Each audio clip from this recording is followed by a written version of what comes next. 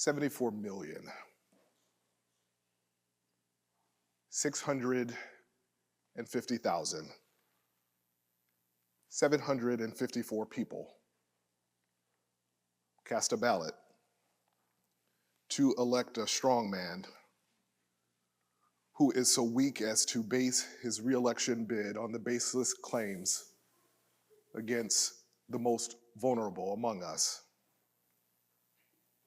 74 million, 650,754 people chose to vote for a man described as America's Hitler by his running mate, now first in line to the presidency. 74 million. 650,754 people voted in their own self-interest in order to sacrifice the most at risk in order to protect their pocketbooks. Yes, it's the economy, stupid. And the sick and twisted truth is that the value of our retirement accounts and our investment accounts, those of the Union Combined Parish, have increased since the race was called. In fact, the best week of 2024. Record highs for both the Dow Jones Industrial Average and the S&P 500, and the market cap for Tesla surpassed $1 trillion.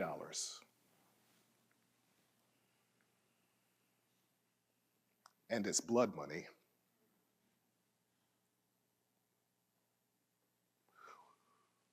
We are wealthier than we were on Monday and still so much poorer because the nation bet on a fascist bully who has vowed to be a dictator on day one and deport millions in the early days thereafter, separating families, who has vowed to pack the Supreme Court under the thumb of white supremacist greed and power and nationalism. 75 million.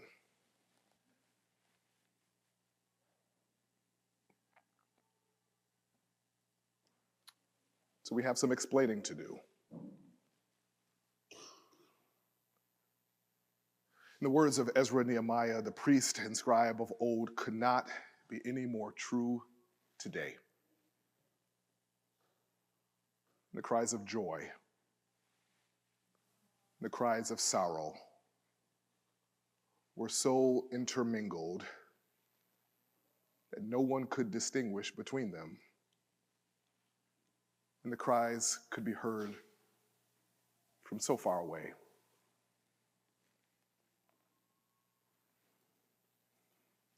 It's been said that we lost, and we did. But language in the past tense, it has a way of betraying the enduring and present pain that we feel right now and hold in our bodies and in our broken hearts. We lost, and we are losing. We are suffering such a devastating defeat. We are angry. We are sad. We are betrayed. My strong black women you perhaps more than anyone else.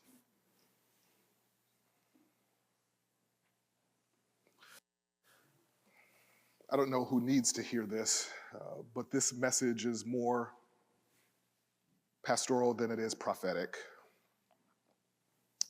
As we stand collectively in the priestly authority of the ancient priest Ezra, our sadness is sacred, and our grief is so full of grace. And our feeling of resignation and our feeling of repugnance, that too is righteous. Everything that you feel is holy. All of the disappointment, all of the screw this, all of this, you will get what you deserve, America, and you will reap just what you sow.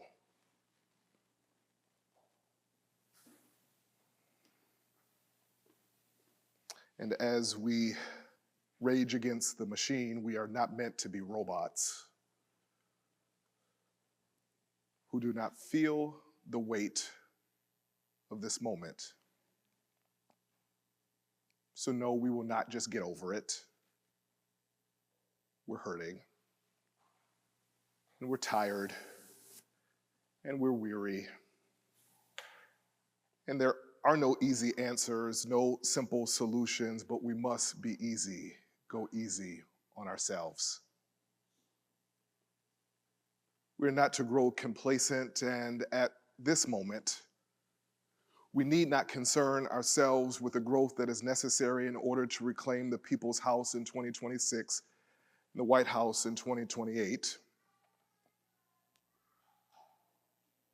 What we need right now is just to be gentle and to be kind to yourself, to each other. Today, the simple work is this: we must pause, rest, reset, regroup, and yes, regain our strength. Ella Baker, the Black female freedom fighter, is correct. We who believe in freedom cannot rest until it comes, and we must rest.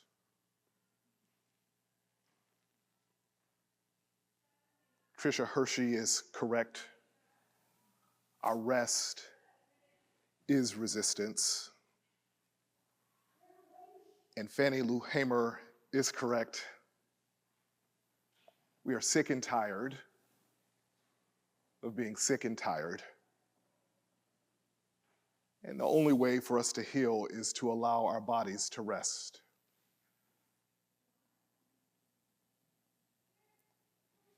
We will have to fight hard, but not today.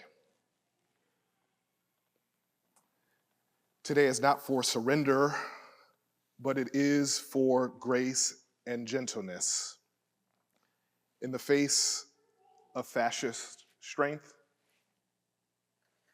we will have to organize like never before, but not today.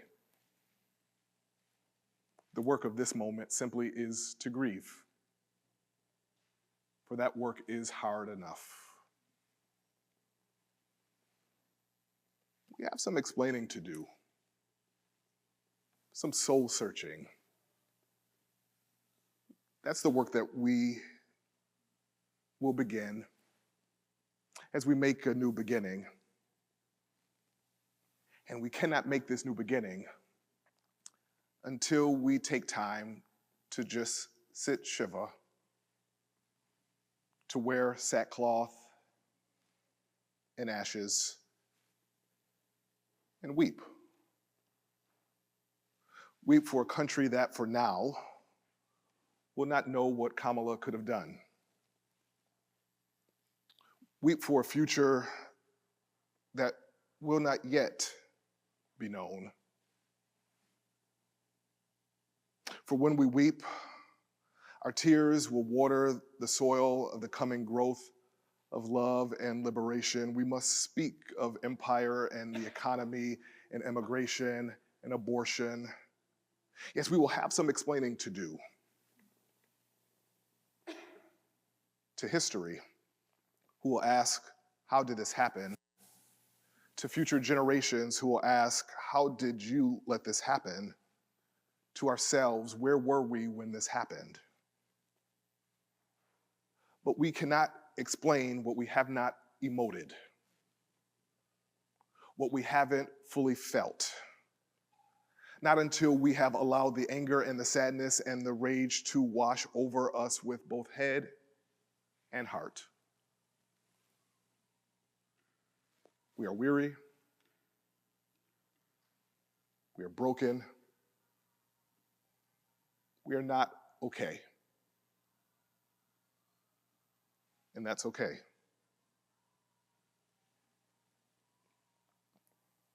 Because in a very real sense, we have experienced a trauma that we mustn't move too quickly to try to get over.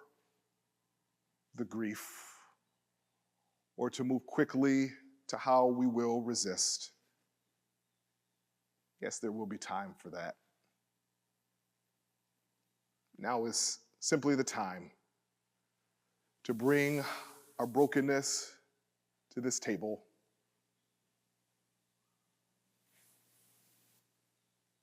And to confess